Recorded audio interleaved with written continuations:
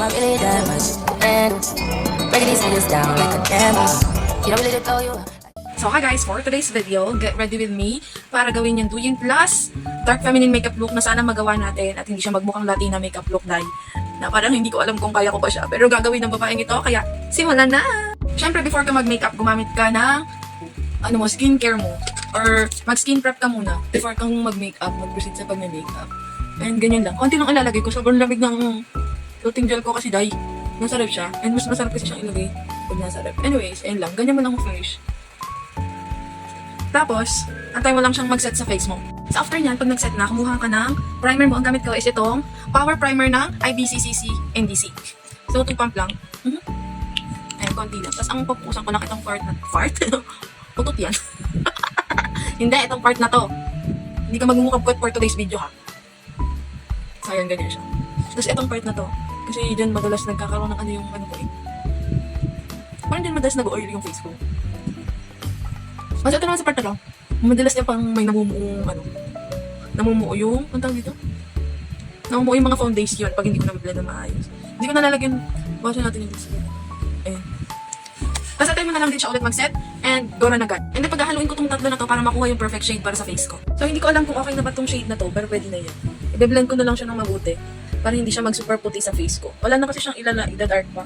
Yun na yung pinaka-dark niya. So ayan, blend mo lang maayos.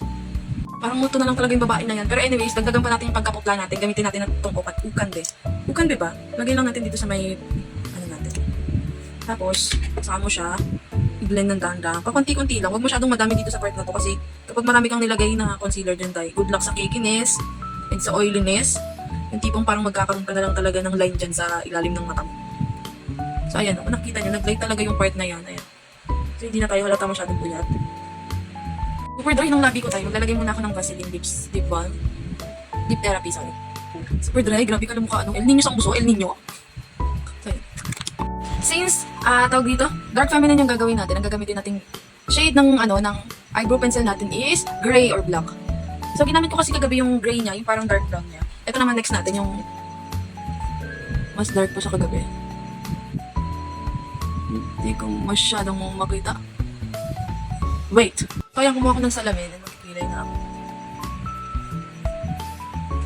Ayan. Tapos, basta parang pataas lang yan. Wait. Ngayon, kapag makapal yung kilay mo, kumuha ka ng concealer mo and linisin mo yung mismong kilay mo.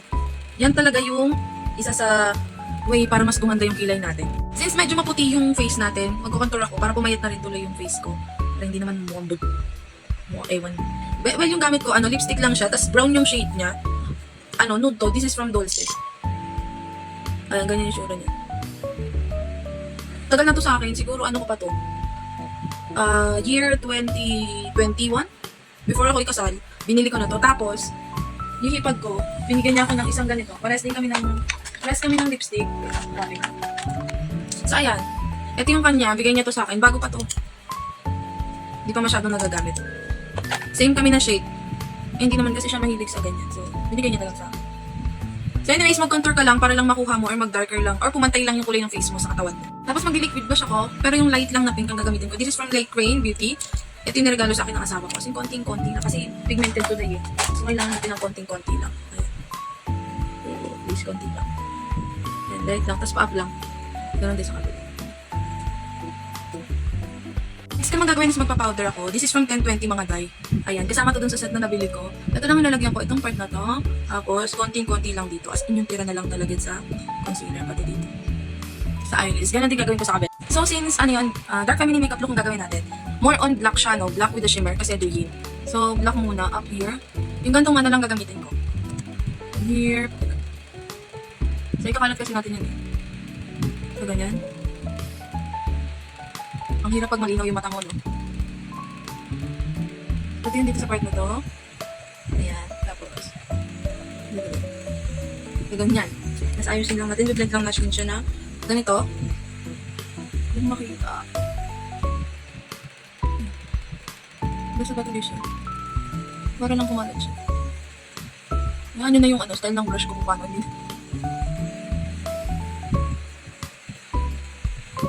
So, ayan. Pag ganyan yung itsura ng mata mo, gawin mo din sa kabila. Tapos kumuha ka nitong shimmer na to. Patong mo dito. Higit lang part. Kasi kalat mo pa curve. Ayan po ganyan. And I'll be right back. Tatapusin ko lang itong makeup look na. So here's our final look. Nagawa ko ba? Dark feminine plus doing makeup look. I don't know kung nagawa ko pero ito na siya. Pa-aura naman ako, dahil.